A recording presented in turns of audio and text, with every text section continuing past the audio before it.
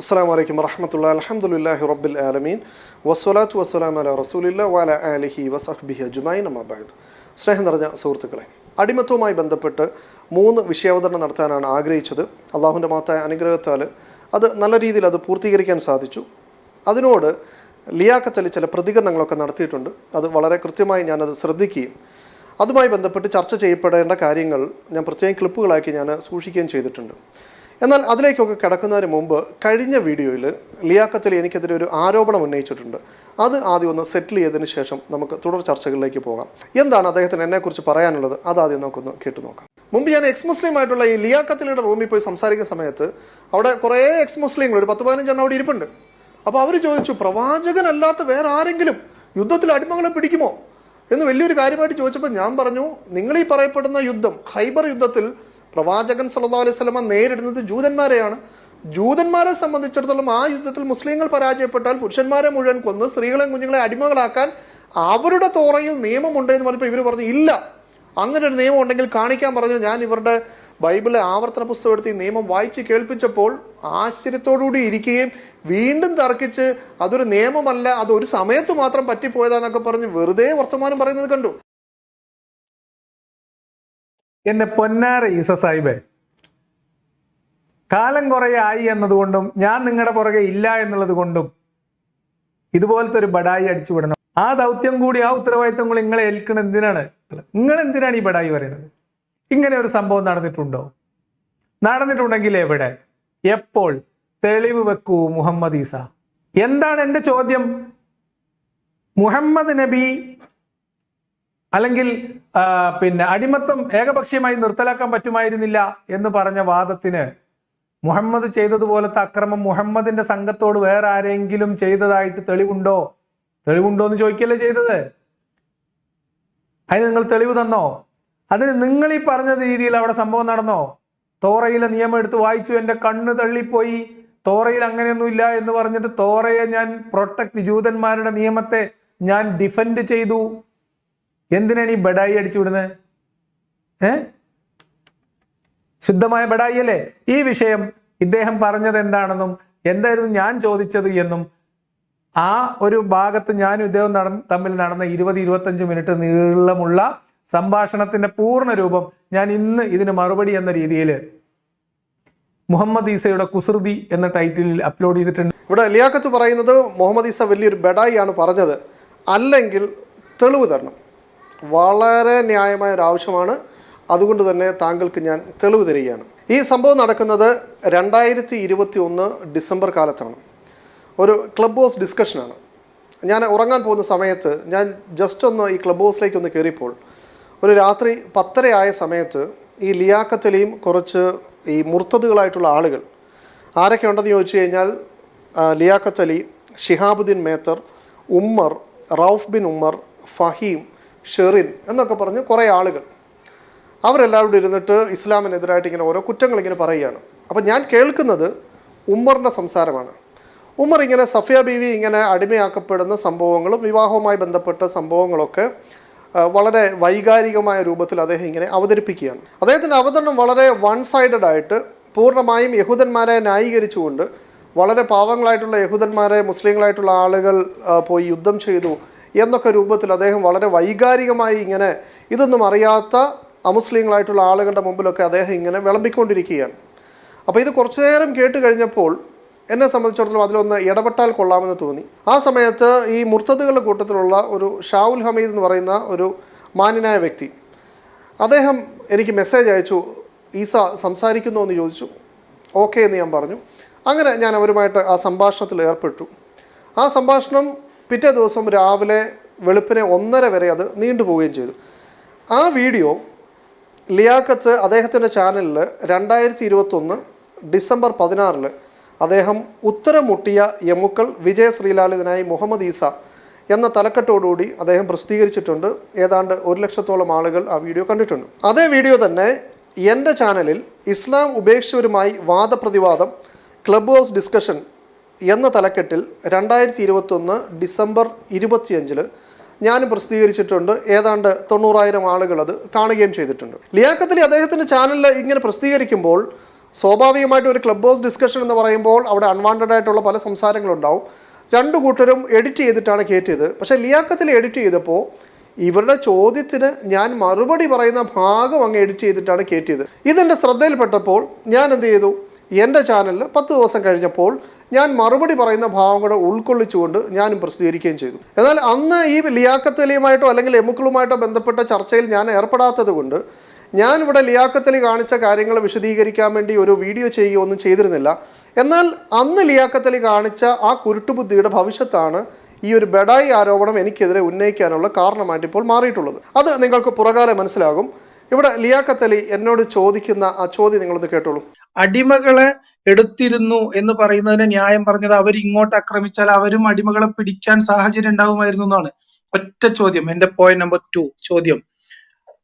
മുഹമ്മദും കൂട്ടരും പരാജയപ്പെട്ട ഏതെങ്കിലും യുദ്ധത്തിൽ ഏതെങ്കിലും ഒരു മുസ്ലിം സ്ത്രീയെ അടിമകളാക്കി ഏതെങ്കിലും ഒരു ഇസ്ലാമിന്റെ ശത്രുസേന പിടിച്ചുകൊണ്ടതായിട്ട് തെളിവുണ്ടോ? ഉണ്ടെങ്കിൽ ഏത് യുദ്ധത്തിൽ ആരെയാണ് അടിമയാക്കി പിടിച്ചത്? മുഹമ്മദ് ഈസ പറയണം. ലിയാഖത്ത് അലിയുടെ ചോദ്യം മനസ്സിലായല്ലോ. ഇനി അതേ ചോദ്യം റൌഫ് ബിൻ ഉമർ എന്ന് പറയുന്ന ആള് വീണ്ടും ആവർത്തിക്കുന്ന കാണാം. അതിനു മുമ്പ് അദ്ദേഹം കുറേ പ്രസംഗിക്കുന്നുണ്ട്, അതൊക്കെ നമ്മൾ ഒഴിവാക്കിയിട്ടുണ്ട്. നിങ്ങൾ ആ സ്പീക്കേഴ്സ് എന്ന് പറയുന്ന സ്ഥലത്തേക്ക് നിങ്ങൾ നോക്കിക്കഴിഞ്ഞാൽ അവിടെ റൌഫ് ബിൻ ഉമറിന്റെ പേര് നിങ്ങൾക്ക് കാണാം. വിജയിച്ച യുദ്ധത്തിൽ നബി ഇങ്ങനെയാണ് പരാജയപ്പെട്ട പക്ഷത്തെ ട്രീറ്റ് ചെയ്തത്. ഇത്രയും കാര്യങ്ങളൊക്കെ ഞാൻ ഡീറ്റെയിൽ ആയിട്ട് പറഞ്ഞു എങ്ങനെ ട്രീറ്റ് ചെയ്ത്. ഇനി നബി പരാജയപ്പെട്ട യുദ്ധത്തില് നബിയുടെ സൈന്യത്തെ എങ്ങനെയാണ് എതിർ സൈന്യം ട്രീറ്റ് ചെയ്തത് എന്ന് അവിടെ നിങ്ങൾ പറഞ്ഞല്ലോ നേരത്തെ. അവിടുത്തെ അവസ്ഥ അന്നത്തെ കാലഘട്ടത്തിൽ ഇങ്ങനെയൊക്കെ ആയിരുന്നു രീതികൾ എന്ന് പറഞ്ഞു. അതിൽ നബി കാണിച്ച രീതി ഞാൻ ഇവിടെ വിശദമായിട്ട് തന്നെ പറഞ്ഞു എന്ന് കരുതുന്നു. ഇനി നബി പരാജയപ്പെട്ട യുദ്ധം ഉണ്ടെങ്കിൽ അതിൽ നബിയെ തിരിച്ച് ഇവരെങ്ങനെയാണ് ട്രീറ്റ് ചെയ്തതെന്ന് എനിക്കൊന്ന് പറഞ്ഞു തരണം ഈസ. എനിക്ക് വേറെ ക്വസ്റ്റ്യൻ ഒന്നുമില്ല, കാരണം 3 തവണ ഈ ക്വസ്റ്റ്യൻ താങ്കളോട് ചോദിച്ചു, 3 പേരാ ചോദിച്ചത്. ഇതെങ്കിലും ഒന്ന് അഡ്രസ് ചെയ്യണം എന്ന് അപേക്ഷിക്കുന്നു. Thank you. അപ്പോൾ 3 പേര് ചോദിച്ചിട്ടുണ്ട്. ഒന്ന് ലിയാഖത്താണ്, 2 ഫഹീമാണ്, പിന്നെ റൌഫ് ബിൻ ഉമർ. ഈ 3 ആളുകൾ ഒരൊറ്റ ചോദ്യം തന്നെയാണ് ചോദിക്കുന്നത്. അതിന് ഞാൻ നൽകുന്ന മറുപടി നിങ്ങളൊന്ന് കേട്ടു നോക്കുക. ഏതായാലും തോറക്കാരുടെ പുസ്തകത്തിലും യുദ്ധം ചെയ്യുന്നവരെ എല്ലാത്തിലും അവരെ അടിമയാക്കുക എന്ന് അങ്ങനെയുള്ള ആളുകളെ, പുരുഷന്മാരെ കൂട്ടക്കൊല, തോറയുടെ നിയമപ്രകാരമാണെങ്കിൽ പുരുഷന്മാരെ, യഹൂദന്മാരുടെ നിയമപ്രകാരമാണെങ്കിൽ പുരുഷന്മാരെ കൂട്ടക്കൊല ചെയ്ത് സ്ത്രീകളെയും കുട്ടികളെ അടിമയാക്കാന്നാണ്. അപ്പം അവരെ സംബന്ധിച്ചാൽ അവർക്ക് അടിമയാക്കാമെന്നുള്ള നിയമം അവരുടെ വേദഗ്രന്ഥത്തിൽ തന്നെ എഴുതി വെച്ചതായി അവർ ഇന്നും വായിക്കുന്നു, ഇന്നും അവർ സമ്മതിക്കുന്നു, ഞങ്ങളുടെ കയ്യിൽ അതുണ്ട്.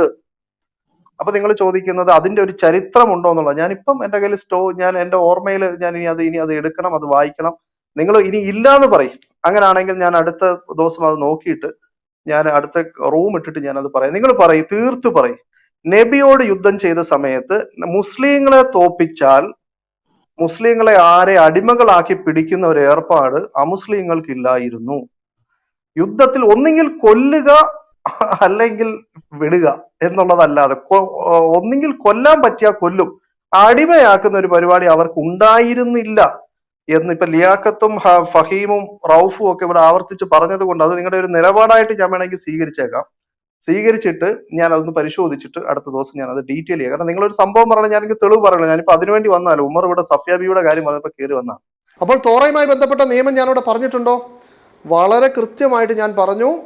മുസ്ലിങ്ങളുമായി യുദ്ധത്തിലേർപ്പെട്ട യഹൂദന്മാർക്കും സമാനമായ നിയമം അവർ വിശ്വസിക്കുന്ന അവരുടെ തോറയിൽ ദൈവിക നിയമമായിട്ടുണ്ട്. അവരെ സംബന്ധിച്ചിടത്തോളം യുദ്ധത്തിൽ പരാജയപ്പെടുത്തിയാൽ പുരുഷന്മാരെ മുഴുവൻ കൊല്ലാനും സ്ത്രീകളെയും കുട്ടികളെയും അടിമകളായി പിടിക്കാനും അവർക്ക് നിയമമുണ്ട്. ഇവരൊരു സംഭവമാണ് ചോദിക്കുന്നതെങ്കിൽ അവർക്ക് അങ്ങനെ ഒരു നിയമമുണ്ട് എന്ന വലിയ മറുപടിയാണ് ഞാൻ കൊടുക്കുന്നത്. എന്നാൽ ഇവർ പറയുന്നത് പോലെ ഒരു സംഭവം ഇങ്ങനെ മുസ്ലിങ്ങൾ പരാജയപ്പെട്ടിട്ട് ശത്രുക്കൾ വന്ന് പിടിക്കുന്ന പോലെ ഒരു സംഭവം ഉണ്ടാവണമെങ്കിൽ പ്രവാചക ജീവിതത്തിൽ എപ്പോഴെങ്കിലും പ്രവാചകനൊരു യുദ്ധത്തിൽ പൂർണ്ണ അർത്ഥത്തിൽ പരാജയപ്പെട്ടതായിട്ട് നമ്മൾ കാണുന്നില്ല. ഇനി അവർ ഉഹുദിനെ സംബന്ധിച്ചാണ് പറയുന്നതെങ്കിൽ അവിടെ ആദ്യം മുസ്ലിങ്ങൾക്ക് വിജയം കിട്ടുകയും എന്നാൽ പിന്നീട് മുസ്ലിങ്ങൾ അശ്രദ്ധരായ സമയത്ത് ശത്രുക്കൾ പുറകിൽ നിന്ന് ആക്രമിക്കുകയും ആ സമയത്ത് നേരിയ ഒരു പരാജയത്തിൻ്റെ ഒരു അവസ്ഥ സംഭവിച്ചെങ്കിലും ഉടൻ തന്നെ മുസ്ലിം സൈന്യം ശക്തി ആർജിച്ചുകൊണ്ട് അതിനെ പ്രതിരോധിക്കുകയും അവർ പിൻവാങ്ങുകയാണ് ചെയ്തത് എന്നതല്ലാതെ മുസ്ലിങ്ങൾ അവിടെ ബന്ദിയാക്കപ്പെട്ട് പ്രവാചകനും അനുചരന്മാരും ഈ പറയപ്പെടുന്ന ശത്രുക്കളുടെ മുമ്പിൽ പെട്ട ഒരവസ്ഥ നമ്മൾ ചരിത്രത്തിൽ എവിടെയും വായിച്ചിട്ടില്ല. അതുകൊണ്ട് തന്നെ ഞാൻ ഇവരോട് പറഞ്ഞു, ഇതൊരു ചോദ്യം പോലെ നിങ്ങൾ ചോദിക്കാതെ ഇത് നിങ്ങളുടെ ഒരു സ്റ്റേറ്റ്മെൻ്റ് ആയിട്ട് നിങ്ങൾ പറ. മുസ്ലിങ്ങളല്ലാതെ വേറെ ആർക്കും ഈ പറയപ്പെടുന്ന പോലെ യുദ്ധത്തിൽ പരാജയപ്പെടുത്തിയാൽ അടിമയാക്കാൻ അന്ന് അവർക്ക് നിയമമില്ലായിരുന്നു, അവരങ്ങനെ ചെയ്യുന്നവരല്ലായിരുന്നു എന്നൊരു സ്റ്റേറ്റ്മെൻ്റായിട്ട് നിങ്ങൾ പറ. അങ്ങനാണെങ്കിൽ ഞാൻ പരിശോധിച്ചിട്ട് തെളിവ് തരാം. എന്നാൽ നിങ്ങളുടെ ഈ ചോദ്യത്തിന് മറുപടിയായിട്ട് ഇപ്പോൾ എൻ്റെ കയ്യിലുള്ള തെളിവ് യഹൂദന്മാർക്ക് അഥവാ മുസ്ലിങ്ങളുമായി യുദ്ധത്തിലേർപ്പെട്ട യഹൂദന്മാർക്ക് സമാനമായ നിയമമുണ്ടെന്ന് ഞാൻ അവരുടെ മുമ്പിൽ വെച്ചു. അതിനോടുള്ള ലിയാക്കത്തിൻ്റെ പ്രതികരണവും ശേഷം നടന്ന സംഭവങ്ങൾ നിങ്ങളൊന്ന് കേട്ടുനോക്കുക. മുഹമ്മദ് ഈസ പോകുന്നതിന് മുമ്പ് നമ്മൾ ഇത്ര നേരം സംസാരിച്ച ഇത് കേട്ടോണ്ടിരിക്കുന്ന ആളുകളുടെ ഒരു എന്തെങ്കിലും ഒരു ചെറിയൊരു കൺഫർമേഷൻ എന്തെങ്കിലും കാര്യത്തിൽ ഉണ്ടാവാൻ വേണ്ടിയിട്ട് ഒരു ചോദ്യം ചോദിക്കണം. ഒന്ന്, അടിമത്തത്തിന്റെ കാര്യത്തിൽ ആരെങ്കിലും ഇസ്ലാം തോറ്റപ്പോ എങ്ങനെയാണ്, അല്ലെങ്കിൽ മുസ്ലിം പക്ഷം തോറ്റപ്പോ എങ്ങനെ ട്രീറ്റ് ചെയ്തു എന്നുള്ളതിനെ കുറിച്ച് നിങ്ങൾക്ക് അറിയില്ല എന്ന് പറയുന്നത് വല്ലാത്തൊരു അവസ്ഥയാണ്. കാരണം അടിമത്തം നിരോധിക്കാത്തതിന്റെ ന്യായീകരണങ്ങളൊക്കെ കേട്ട് ഇരിക്കുന്ന നമ്മളെ സംബന്ധിച്ച് അത് വല്ലാത്ത തമാശയായിട്ട് തോന്നുന്നു. കാരണം ഇസ്ലാം തോറ്റ യുദ്ധങ്ങളിൽ അത് വളരെ കുറച്ചാണല്ലോ. അതിലെന്ത് സംഭവിച്ചു എന്ന് താങ്കൾക്ക് അറിയില്ല എന്ന് പറയുന്നത് എനിക്ക് കൗതുകമാണ് അത് കേൾക്കുമ്പോൾ. അപ്പോൾ ഞാൻ തോറയിൽ നിന്ന് പറഞ്ഞ തെളിവിനെ അത് കേൾക്കാത്ത മട്ടിൽ ലിയാഖത്ത് അലി വീണ്ടും തൻ്റെ പ്രതികരണം ആവർത്തിക്കുകയാണ്. മുഹമ്മദ് ഈസ ആ വിഷയത്തിൽ തെളിവൊന്നും പറഞ്ഞിട്ടില്ല എന്ന്. എന്നാൽ ഇദ്ദേഹത്തിൻ്റെ അടുത്ത അനുയായി അല്പം കൂടി വാശിയോടുകൂടിയാണ് അദ്ദേഹം പറയുന്നത് ഈസ പറഞ്ഞതുപോലെ തോറയിൽ ഒരു സംഭവം തന്നെ ഇല്ല എന്ന് പറഞ്ഞിട്ട് അദ്ദേഹം ഒരു വാദം വെക്കുന്നു. ഞാൻ തെളിവ് ഉദ്ധരിക്കുന്നു. ശേഷം നടന്നത് എന്താണ് നിങ്ങൾക്ക് കാണാം. പിന്നെ ഒരു കാര്യം പറയാം, ഇത് ഈ പറയുന്ന മതവിശ്വാസികളുടെ ഒരു ഗ്രൂപ്പ് അല്ലാത്തത് കൊണ്ട് തന്നെ ഞങ്ങൾ ഒരു മതത്തെയും ഗ്ലോറിഫൈ ചെയ്യാനിരിക്കുന്നില്ല. അപ്പോൾ ആ ഒരു അവസരം നോക്കിയിട്ട് എന്നാൽ പിന്നെ തോറയിലേക്കും ബൈബിളിലേക്കൊക്കെ കയറ്റി വെച്ച് നമുക്ക് അങ്ങ് ന്യായീകരിച്ച് പോയേക്കാം എന്ന് കരുതുന്നത് ശരിയല്ല.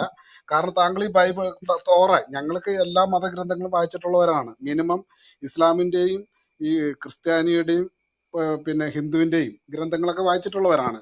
താങ്കൾ ഇവിടെ പറഞ്ഞിരുന്നു ബൈബിളിൽ അല്ല യഹൂദരുടെ തോറ എന്ന് പറയുന്നത് ക്രിസ്ത്യാനികളുടെ നിയമമെന്നാണ് ഞാൻ മനസ്സിലാക്കുന്നത്. അതിനകത്ത് യുദ്ധത്തിൽ കുട്ടികളെയും പിന്നെ സ്ത്രീകളെയും അടിമകളാക്കി എടുക്കാമെന്നൊരു നിയമമുണ്ട്. അത് പച്ചക്കള്ളമല്ലേ? എന്തിനാണ് താങ്കൾ ഒരു കാര്യം പറയുമ്പോൾ താങ്കൾക്ക് അതിന് ഒന്നല്ലെങ്കിൽ താങ്കൾ പറയുമ്പോൾ അതിന് വ്യക്തമായ റെഫറൻസ് വയ്ക്കണം. ഏതാണ് കളവ് പറഞ്ഞ്? താങ്കൾ പറഞ്ഞ തോറയില് ഈ യഹൂദർ യുദ്ധം ചെയ്തിട്ട് ആ പിന്നെ എതിരാളികളുടെ കുട്ടികളെയും സ്ത്രീകളെയും അടിമകളാക്കി വെക്കാം എന്നൊരു നിയമമുണ്ടെന്ന്. അങ്ങനെ തോറയിലില്ല. ഉണ്ടെന്ന് തെളിയിച്ചാൽ താങ്കൾ ഇപ്പൊ പരസ്യമായിട്ട് ക്ഷമ പറയൂ. താങ്കളെ റെഫറൻസ് പറയും. ഞാനിപ്പോ ഞാൻ പറഞ്ഞു യഹോ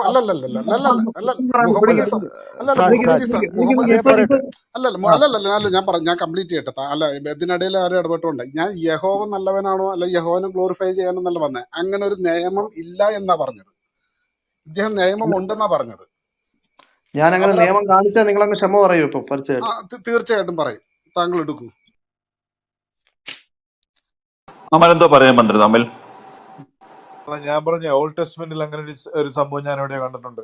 ഈ കുട്ടികളെ മോസസിന്റെ അങ്ങനെ ഒരു സംഭവം ഉണ്ട്. അതൊരു നിയമമാണോ?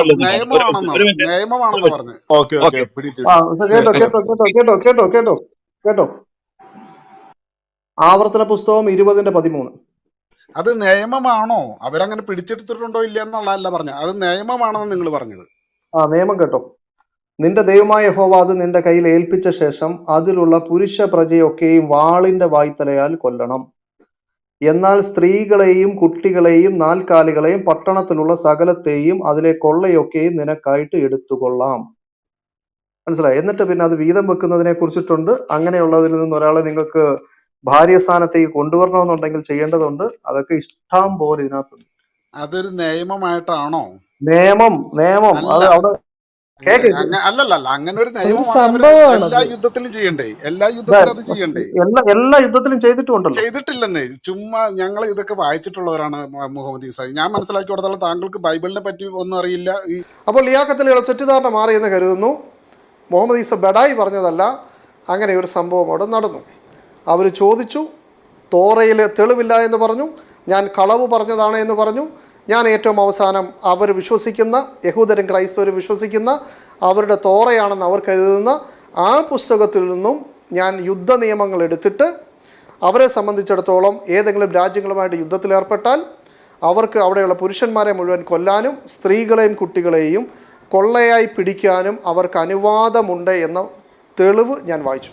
എന്ന് വെച്ചാൽ മുസ്ലിങ്ങളുമായി ഖൈബർ യുദ്ധം നടത്തുകയും ഖന്തക് യുദ്ധം നടത്തുകയും ഒക്കെ ചെയ്ത അല്ലെങ്കിൽ ബനൂ ഖുറൈള അടക്കമുള്ള ഈ ആളുകൾക്ക് അവരുടെ കയ്യിലുള്ള നിയമവും ഇത് തന്നെ ആയിരുന്നു.